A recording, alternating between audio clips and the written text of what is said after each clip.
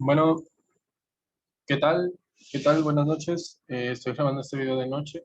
Bueno, ya continuado lo que es la unidad 2 y lo que es la unidad 3. Ahora vamos a hablar sobre lo que es la unidad 5 de desarrollo humano con el profesor Tolentino. Mi nombre es Ruiz Víctor Manuel. Así es que bueno, en este video vamos a explicar todos los temas de una forma más compleja y también retomando, dando pequeñas conclusiones sobre los temas anteriores para que quede de manera clara, ¿no?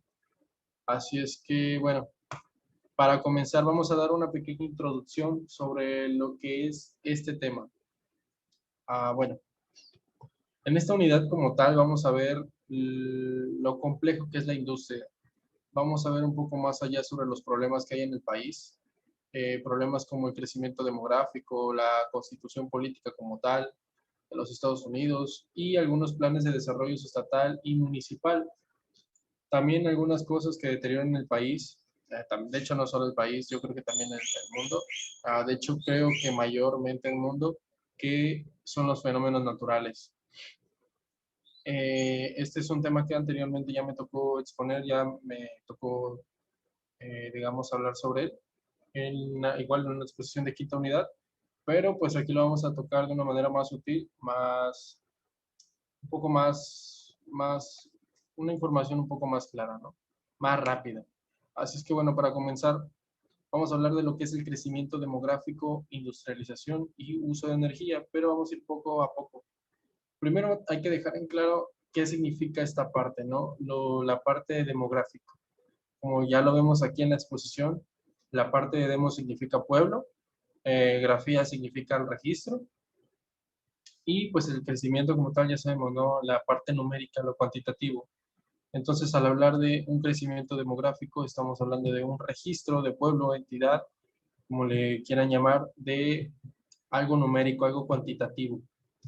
Entonces, hablando sobre el crecimiento demográfico, ya sabemos que actualmente es algo que está avanzando mucho. Las ciudades y la parte de la población se está expandiendo gravemente. Está un poco complicada la situación. Tal vez si lo vemos en un punto un poco más analítico, podemos decir que en algún momento de nuestra vida esto va a formar parte de una de las tantas problemáticas que tenemos para la extinción humana, si es que no conseguimos otra manera para tratar este problema, ¿no? Entonces, bueno, ¿cómo se mide lo del crecimiento demográfico? Esto tiene una fórmula, ¿no? La fórmula es tasa de natalidad, tasa de mortalidad, más el saldo migratorio, emigraciones o migraciones. Igual, como ya sabemos, dentro del mundo hay diferentes países con problemas de migración, migrantes, inmigrantes. Entonces, pues a esto se refiere el crecimiento demográfico.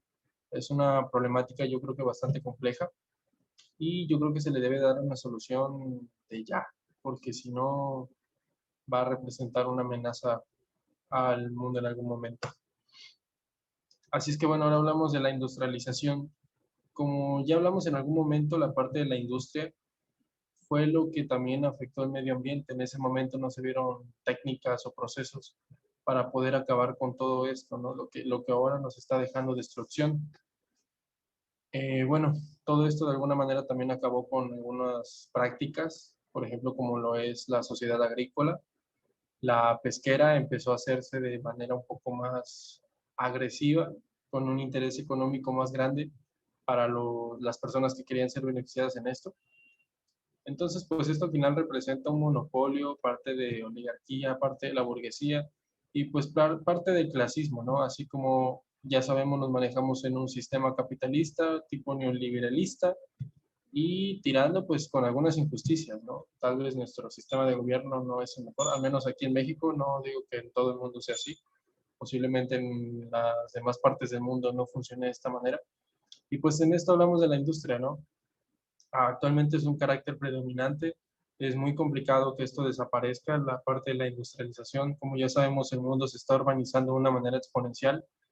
Entonces, pues al final sí representa en términos económicos un saldo bruto, un Producto Interno Bruto mucho mayor, pero al final y al cabo esto no es bueno para el planeta, ¿no? Para lo que es la raza humana. Bueno, ahora vamos sobre el uso de energía. También, como sabemos, pues al tener un crecimiento demográfico exponencial, pues el uso de la energía debe de modificarse. No podemos dar el mismo uso de energía con mayor población. Obviamente, al abrir urbanización, pues tiene que haber más redes eléctricas y esto al final también representa una problemática porque entre más redes eléctricas, más gasto de hidrocarburos, que es la fuente principal de energía que tenemos actualmente, de hecho en gran parte del mundo. Entonces tenemos que encontrar energías renovables. Para esto pues ya conocemos la energía eólica, la energía solar, la, lo que es la energía hidroeléctrica, pero de alguna manera tenemos que encontrar otras soluciones porque esto al final también genera gastos. No es una solución totalmente sustentable. También genera problemáticas, mantenimientos y este tipo de cosas. Entonces, por mucho que el crecimiento demográfico sea exponencial, al término económico no es beneficioso. Yo en lo personal creo que la mejor forma en la cual podemos cambiar es la energía nuclear, porque incluso es un poco, de hecho es mucho menos, eh, perjudica mucho menos al planeta que la propia energía de hidrocarburos, así como se utiliza de gas y todo esto. No puedo afirmar lo mismo con la energía hidroeléctrica o eólica, porque pues al final creo que estas sí son energías totalmente limpias, eh, pero sí definitivamente es mucho más rentable, más a largo plazo, menos mantenimiento y al final todo esto también genera una gran parte de empleos y pues obviamente beneficia un poco a lo que es, digamos, la parte de la población, ¿no? Entonces, pues en general, a grandes rasgos, creo que va a haber, gracias a la tecnología, otras energías. Por ejemplo, en China actualmente se está viendo la parte de una creación de un sol artificial. Ya se llegó a una temperatura aún mayor que el sol dentro de este, realmente parece un horno, pero se le denomina como sol artificial. Entonces, esta, no sé, yo calculo que unos 40, 50 años sea definitivamente una solución para esta parte de la energía porque pues obtener energía prácticamente termodinámica de calor y ese tipo de cosas pues, sale muy beneficioso, ¿no? 100%, digamos, pues sí, artificial, pero de alguna manera puede crearse a gran escala y sobre todo la parte que crea la cantidad de calor. La verdad no sé exactamente cómo funciona esta parte, pero sí he visto que es el futuro prácticamente esto, aunque esto también si no sabemos manejar de una manera correcta nos va a traer grandes problemáticas. Bueno, ahora vamos con la parte, de hecho este tema ya lo había tocado anteriormente, como lo dije, la parte de fenómenos naturales. Bueno, un fenómeno natural tenemos que entender que, pues, yo podría, en mi caso, yo siento que la manera correcta para definirlo es, por ejemplo, como un arco iris, situaciones vistosas como un halos, tal vez, no sé, posiblemente algunos sucesos con, hay un fenómeno el cual se le denomina doble sol, el cual simplemente tiene una vista doble sol por el reflejo o difracción de la luz sobre la litosfera. Entonces, pues esto se puede denominar como fenómenos naturales porque también existen los desastres naturales. Yo creo que es la manera correcta para definirlos, que es la parte de las trombas, de un huracán, de un tsunami, estallidos de un volcán. Y pues bueno, se define en diferentes tipos de áreas, ¿no? Por ejemplo, pueden ser fenómenos astrológicos, como un cometa, como algún eclipse, alineamiento de planetas o cosas que ya no entendemos, ¿no? Si vamos un poco más allá, pueden ser las explosiones gamma, algún cuásar, agujeros negros, cosas que están fuera de nuestro alcance, del entendimiento. Y pues pues hablando de la Tierra, por ejemplo, pueden ser fenómenos desde las sequías, a algunos problemas con capas de la Tierra, y pues si ya hablamos como desastres naturales, sismos y terremotos. Aquí podemos ver en la imagen cómo queda un pequeño edificio. Entonces, esto yo lo considero como desastre natural. Y pues también se clasifica en diferentes fenómenos. Entonces están los fenómenos bellos, como es una cascada, posiblemente un riachuelo, un río, un lago, toda esta parte. Igual la parte de las olas se considera algún fenómeno natural. Pero al final todo esto es belleza, ¿no? Entonces, pues tenemos también que tener cuidado con esto, porque al final es ocasionado por el propio ser humano. Si no tenemos cuidados, pues definitivamente los desastres naturales van a seguir al pie del cañón y pues en algún momento hasta pueden llegar a extinguirnos. Entonces no es buena idea, ¿no? Seguir con la contaminación. Entonces yo creo que deberíamos de cambiar un poco de ideales para evitar todo esto. Y pues de hecho actualmente estamos en una problemática como lo es la pandemia.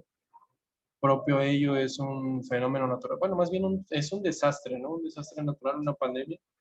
Y pues igual son cosas que no controlamos, cosas que suceden, estamos expuestos a ello y posiblemente a virus mucho peores en un futuro. Entonces tenemos que estar atentos a esto, tenemos que tener más higiene, prevenir todo esto, porque si no nos puede agarrar algo por sorpresa en curva y definitivamente igual hablamos de lo mismo, ¿no? De la extinción como lo conocemos del ser humano. Entonces, bueno, vamos a hablar del Estado como regulador de desarrollo. A términos, a grandes rasgos, vamos a leer un poco para poder explicar qué es, ¿no? En términos generales, en la distribución de competencias e incumbencias, corresponde asignar al Estado la responsabilidad primaria en el establecimiento de principios y pautas comunes de conducta para la protección ambiental. Entonces, el Estado debe asegurar las condiciones para que exista un crecimiento económico suficiente para lograr este objetivo. Sin embargo, un Estado también puede fomentar el buen comportamiento a través de incentivos financieros o subsidios. Como tal, ¿cómo podemos denominar esto? La parte de Hacienda, al hablar de subsidios, incentivos financieros, tal vez algún préstamo, por ejemplo, en el anterior año, cuando se empezó a suceder lo de la pandemia, empezaron a dar préstamos con índices de interés demasiado cortos de parte del gobierno. Entonces, pues al final aquí es donde actuó esta parte, ¿no? Este tema denominado Estado como regulador de desarrollo. El Estado tiene que garantizar que el ser humano dentro del país tenga un índice de felicidad grande, por ejemplo, por las competencias de IEDH, en salud, educación. Entonces, pues es esto, ¿no? Poder potenciar el ambiente, el ecosistema donde estamos, mantenerlo de buena manera y sobre todo que exista un crecimiento económico exponencial. Ese es el principal objetivo para poder vivir de una manera, pues, digamos, buena dentro de un entorno. Y pues bueno, también gracias a esto necesitamos leyes, necesitamos normas, y aquí es donde entra la Constitución Política de los Estados Unidos Mexicanos.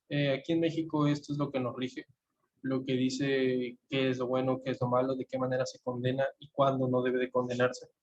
Entonces, esta parte es muy importante, ¿no? Saberla para que el Estado desarrolle sus acciones de manera correcta, debe de basarse siempre en un manual, como en un trabajo, en una empresa, una circular o en decisiones. Aquí en México la denominamos y actuamos por medio de la Constitución Política de los Estados Mexicanos.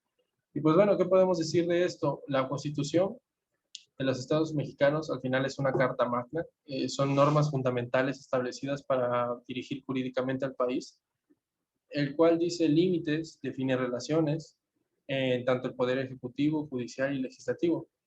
Y pues bueno, esta es la parte que diferencia los tres tipos de poderes, ¿no? El federal, estatal y municipal, y pues entre otros. Entonces, pues bueno, esta parte fue igual en 1917, como ya lo dije, y pues define bases en las instituciones, asienta y establece cualquier tipo de ley para que se respeten los derechos de los mexicanos y también se dicten los deberes, ¿no? Bueno, aquí vamos con un tema bastante complejo, si hablamos de México, lo que es la inseguridad alimentaria. Actualmente en México no es un problema demasiado grave, a pesar de que tenemos un índice de pobreza muy grande. Tal vez en IDH estamos bastante bajo, con una de las ciudades más conflictivas del mundo, como lo es Tijuana. Entonces, pues a pesar de eso no lo tenemos, ¿no? Creo que todos conocemos cómo funciona el mexicano, de qué manera hacemos rendir los alimentos. Eh, para esto creo que cada quien se da ideas, cada ama de casa, amo de casa o persona encargada de la economía familiar. Entonces, pues las causas más frecuentes de esta inseguridad al final es el medio ambiente, la higiene, la producción y la ineficiencia en la cual se ocupa todo este producto y sobre todo el mercado. También depende mucho de la economía global. La economía local, pues al final igual depende de esto, la oferta y la demanda, y esto desencadena que el monopolio no pueda mantener toda esta parte, ¿no? En cuanto a la inseguridad alimentaria. Entonces, creo que puede haber soluciones. Esta problemática a nivel global se encuentra normalmente en la parte de África, como ya sabemos, sobre todo por el ámbito del agua. Entonces, es muy complicado de resolverla por el término económico, desigualdad, hay demasiada inequidad. Sobre todo el problema está en los niños y la educación. A veces esto no nos permite poder avanzar ni tecnológicamente. Entonces, creo que esta es la principal problemática y por el lugar donde se debe de resolver en la parte tecnológica. Y pues ya hablando de temas sociales, aquí en México presentamos diferentes situaciones, ¿no? Todo esto a base de que estamos hablando de toda la inseguridad en cuanto a asaltos, violadores, secuestros, los homicidios, la parte de venta de drogas, el terrorismo propio. Aquí en México creo, bueno, más que nada en el Estado de México vemos bastante sobre el pandillaje, llamadas conductas desviadas o por las cuales la ciudadanía pues tiene respuestas pasivas o activas.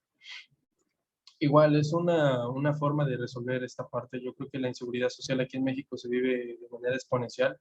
Aún existen barrios y todo ese tipo de cosas. En Veracruz existen realmente muy poco, pero aquí sí algo sí he visto. De hecho, yo he sido testigo. Me han asaltado aproximadamente unas 5 o 6 veces. Eh, pues son los asaltos, ¿no? Toda esta parte de violadores, pues ni se diga, en la parte de secuestros ha bajado un poco, pero en algunos lugares de aquí de Veracruz, como los Coatzacoalcos, sigue al pie del cañón. Y pues al final todo esto gracias a qué es, ¿no? A la falta de educación. Yo creo que esa es la principal problemática, lo que desencadena todo. A veces la educación y la necesidad crea este tipo de problemas, porque pues una persona que no tiene educación en ocasiones se va por la manera fácil y una persona que tampoco tiene educación no tiene valores. Sin valores, pues al final vas a trabajar bajo lo que te dicte tu necesidad y no tenemos los ideales, ¿no? Entonces creo que la inseguridad social se vive bastante fuerte aquí en la parte de México y definitivamente tiene solución, pero pues bueno, yo creo que en algún momento la veremos, posiblemente en un futuro, y si no la veremos, pues al menos esperamos que pueda controlarse de alguna manera. Creo que la solución principal debe ser la educación. Entonces, pues hablando de inseguridad social y en la parte del mundo, pues también, ¿no? En la parte de Latinoamérica ya sabemos cómo está en cuestión política. Europa no tiene tanto este problema. Si la Europa, la parte, perdón, la parte asiática, hablando de Vietnam y todo esto, perdón, esto ya vamos a África, pero hablando de, por ejemplo, Indonesia, Taiwán, de hecho hay algunos conflictos en cuanto a China y Estados Unidos para permanecer sobre el territorio. Corea del Norte ni se diga, la inseguridad social es ocasionada hasta por el propio gobierno, hay demasiada oligarquía, parece que viven bajo una burguesía continua, un sistema demasiado extraño, entonces también debemos de saber comprender esta problemática. Y pues bueno, vamos a avanzar a la inseguridad política. Aquí, de hecho, en México, esto representa algo demasiado grave, pero hacia los propios políticos. Y de hecho, esos políticos se han visto enredados en algunos grupos delictivos. Por ejemplo, hace mucho tiempo yo creo que en el 2010 todos podemos acordarnos de la problemática que hubo con Calderón, cuando se le declaró la guerra al narcotráfico. Él al final era el poder ejecutivo y sin embargo no supo manejar las consecuencias, tampoco la situación, simplemente hubo demasiados muertos, creo que muchas personas salieron perjudicadas, demasiados inocentes. En cuestión económica, pues bueno, fue una gestión regular, pero pues al final la deuda pública nunca paró. Entonces, pues la inseguridad política aquí en México creo que es una de las más ridiculizadas, ¿no? Fue controlado ya por un gobierno, el cual duró 80 años en una especie de, pues echándose la bolita, echándose la culpa, operando la economía. Posiblemente el país de México está como está por esta parte porque no hemos sabido elegir a nuestros gobernantes.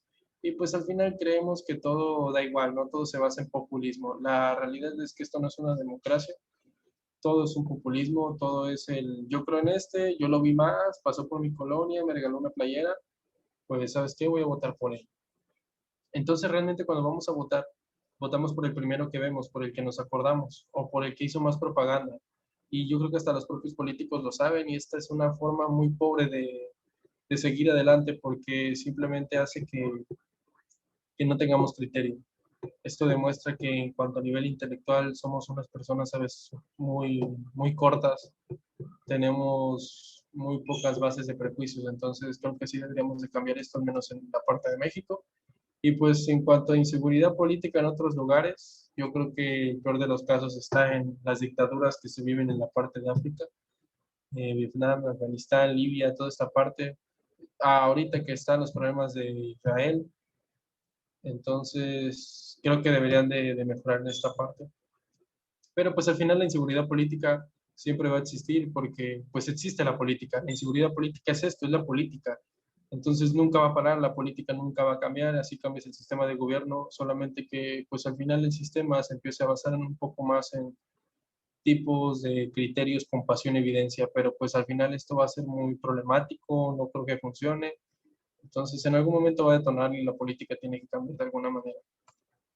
Y pues bueno, sobre la propia política también viene la inseguridad jurídica. En México las condenas están muy poco puestas, pasa un violador y bajo fianza en algunas ocasiones puede salir, los secuestradores realmente a lo mucho pueden estar 10 5 años, son muy pocos los que en realidad se les ponen los años de cárcel que es, y pues al final salen y lo vuelven a hacer, porque pues saben que al final y al cabo el sistema jurídico es fatal, las leyes no funcionan como deben de ser en nuestro país, particularmente los ambientes son ridículos, está lleno de impunidad y corrupción, soborno, sobre todo la corrupción y el soborno.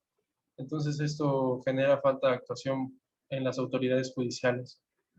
Entonces, pues esto se denomina como inseguridad jurídica. Y pues bueno, en otros países, por ejemplo en Estados Unidos, Texas es uno de los estados con las leyes jurídicas más fuertes, o sea, a punto de te robas un chicle en alguna tienda departamental, ya estás en la cárcel, en algunas situaciones no tienes derecho a fianza y las cadenas perpetuas, junto con las penas de muerte, están al pie del cañón. Por un homicidio, de hecho, directamente es pena de muerte.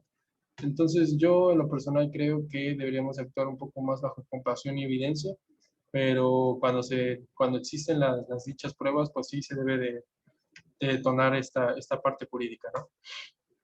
Y pues bueno, hablando de inseguridad económica, actualmente yo creo que el globo, totalmente el planeta, hablando en cuanto a la política, está en una recesión, porque todos dependemos de todos, porque al final todos dependemos de China, y los aranceles aplicados, los intereses, la oligarquía, los monopolios, todo esto genera un descontento total bajo la política, la religión aún está al pie del cañón, dando un poco de problemas, por ejemplo, lo que es israelí. Entonces, creo que la inseguridad económica nunca va a acabar, solamente que funcionemos en otro sistema que no sea capitalista o un capitalista reformado en el cual se ve más el interés total, pero por instinto ya sabemos que el ser humano es egocéntrico, es un poco narcisista, naturalmente, por mucho que digamos que no, siempre vamos a querer ver por lo nuestro, por nuestros intereses. Entonces, pues, ¿qué es la inseguridad económica?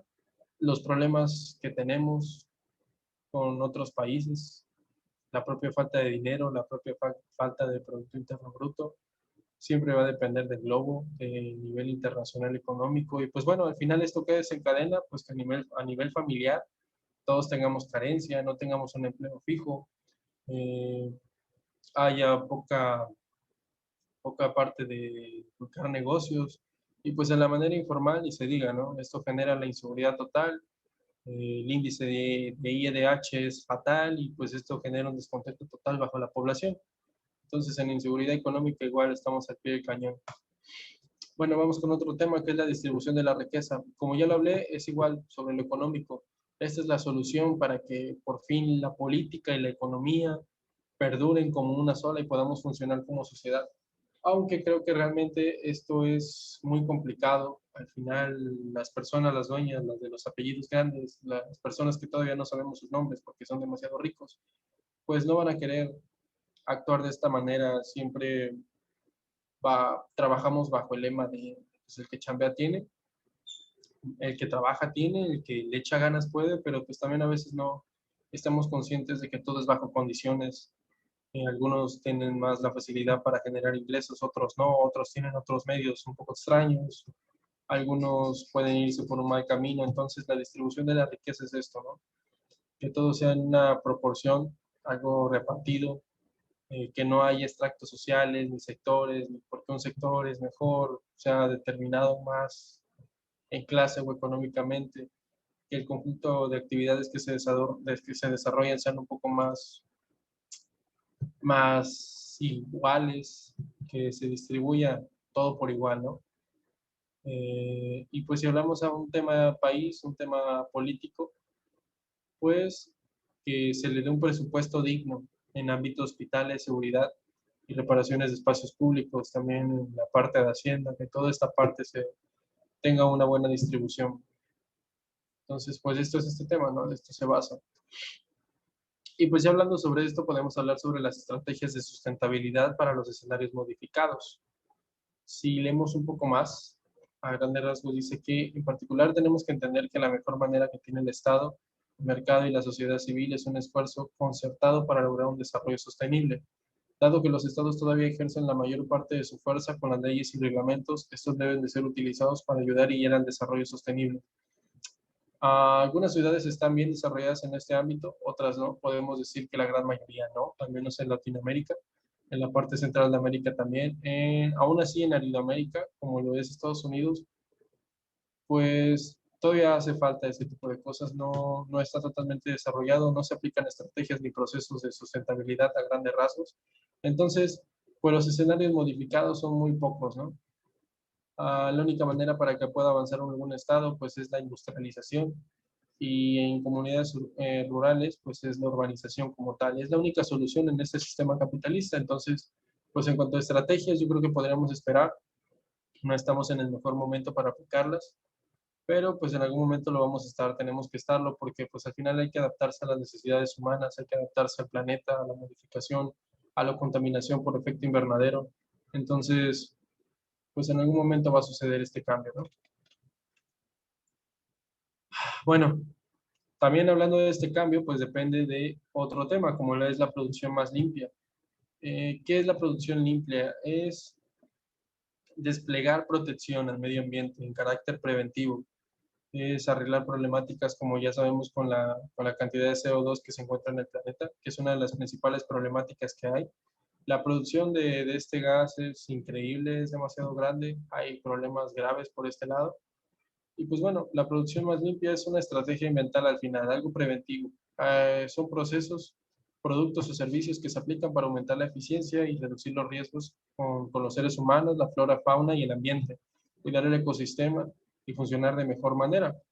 Entonces, para producir de alguna manera más limpia, pues ya sabemos algunas de las cosas que podemos hacer, que es renovar la energía, cuidarnos económicamente, ser unas personas un poco más compartidas y pues al final cuidar el planeta, ¿no? Dejar de gastar todo lo que tenemos simplemente porque sí, porque somos nosotros, porque nos importa más el ego en nosotros, entonces tenemos que cuidarnos un poco más y cuidar este planeta.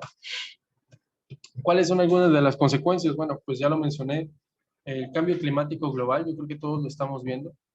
La destrucción de la capa de ozono es imparable, en algún momento va a fallar un punto en el cual sencillamente no va a haber salvación, los calores, los fríos, el sistema climatológico va a aumentar de una manera exponencial, habrá grandes problemas. Ya estamos viendo el otro problema que es la pérdida de biodiversidad. Ya sabemos que hemos extinto diferentes tipos de animales. Y pues bueno, la contaminación de océanos, ni se diga, es un problema igual, un problema bastante grave, delicado. La contaminación atmosférica no va a parar hasta que sepamos modificar nuestros problemas con las empresas, que sepan ser un poco más responsables en este ámbito.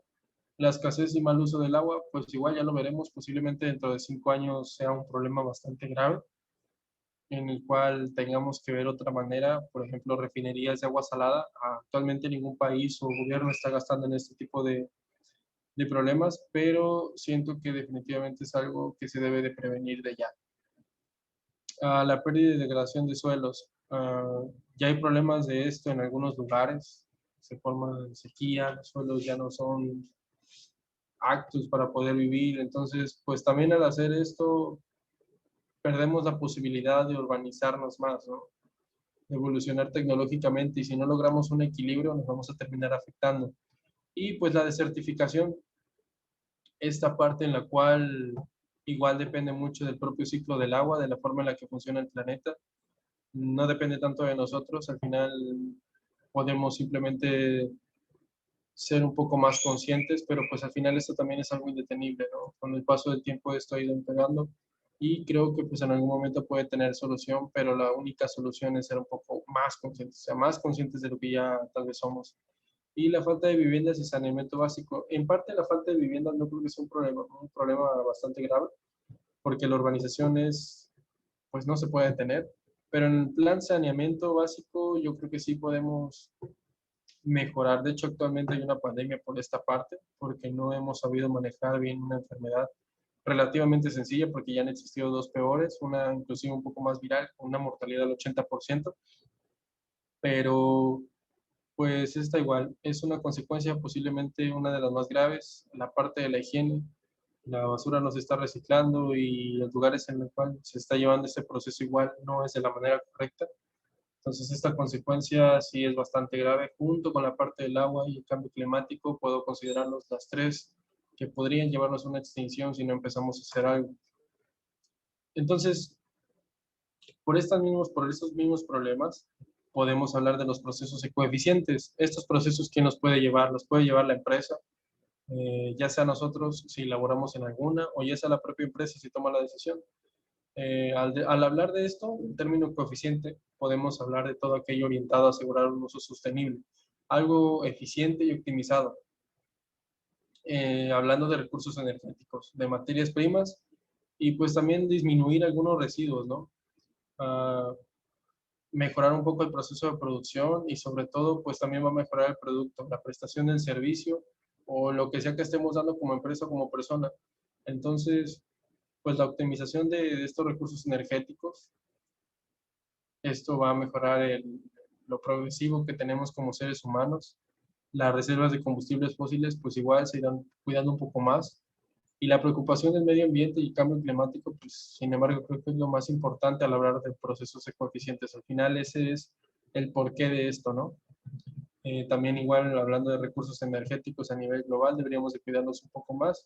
Y pues todo esto, si lo respetamos como personas y empresas, le podemos denominar procesos ecoeficientes. Y en algún momento tenemos que hacer que esto funcione.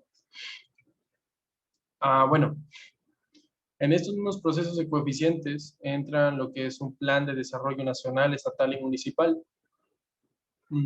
Tal vez no todos los lugares del mundo, muchos estados y países no lo detallen como debe de ser, pero pues todo este avance, todos estos planes y estas estrategias son un propósito fundamental, ¿no?, para la planeación municipal y todo esto al final va vinculado con el sistema nacional y estatal. Esto es fortalecer los instrumentos y lo que interviene en el desarrollo integral. Entonces, pues obviamente es una parte muy importante y si hablamos los puntos principales de esto, pues es apoyar el fortalecimiento, la consolidación de las instituciones democráticas y sobre todo promover la participación ciudadana en el municipio. Como segundo, podemos hablar de coadyuvar alguna mayor integración de la estructura producida orientada a satisfacer algunas necesidades del municipio y también contribuir al crecimiento de la economía estatal, porque pues hablamos del crecimiento de la economía estatal, también estamos hablando del crecimiento de la economía municipal, y al final pues global, si todos ponemos nuestro grano de arena.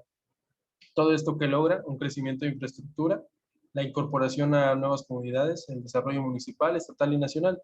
Entonces, pues a esto nos referimos, ¿no? Fortalecernos como sociedad, fortalecer el lugar, el entorno donde vivimos y pues en general, coadyuvar a alguna mayor integración, apoyar el fortalecimiento y la consolidación de cualquiera de estos, al final dará un buen resultado.